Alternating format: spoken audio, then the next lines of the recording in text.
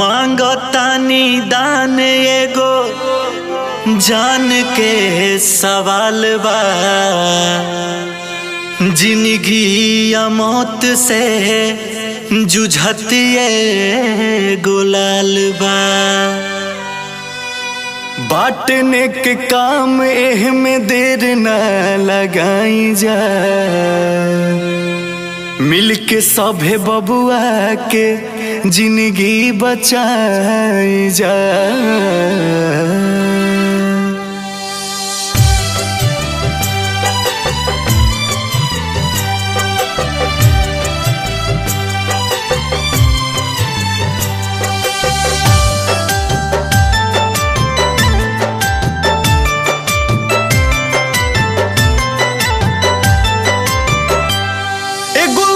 भारी संकट में आज बात हो, आगे आवो धर्म के काज बात हो।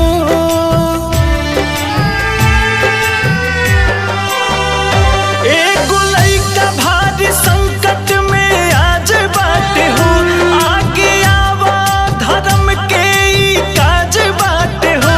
बड़ी महंगाई रोग के इलाज बात हो, बड़ुए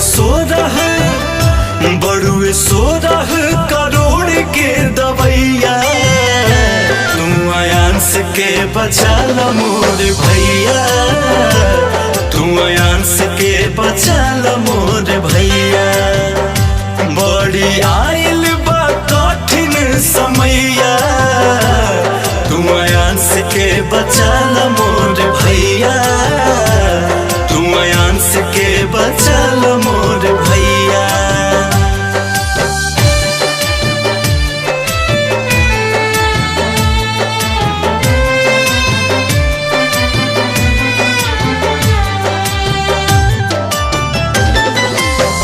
छोटे गो परान बाटे कैसन लाचारी हो, धरना दुश्मनों के ऐसन बीमारी हो।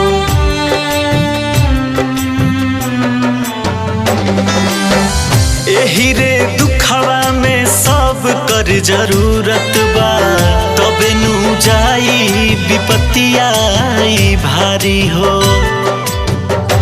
अब तो दूजा कोनो लौके ना उपैया, तू आयांस के बचा ल मोर भैया, तू आयांस के बचा ल मोर भैया। बाटे 16 करोड़ के दवैया, तू आयांस के बचा ल मोर भैया, तू आयांस के बचा ल मोर भैया।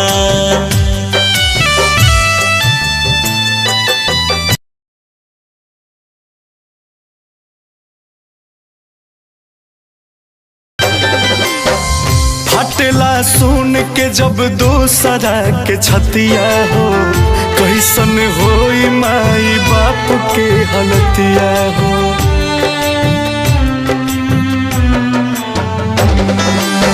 सबसे निहोरा बाबानी जा सहारा जी, दसुन हुजूरा तानी मानी लीन बतिया हो। अंकुश राजा छोटू बोस पर पैया, तू आयांस के बचा ल मोर भैया, तू आयांस के बचा ल मोर भैया। बाटे 16 करोड़ के दवैया, तू आयांस के बचा ल मोर भैया, तू आयांस के बचा ल मोर भैया।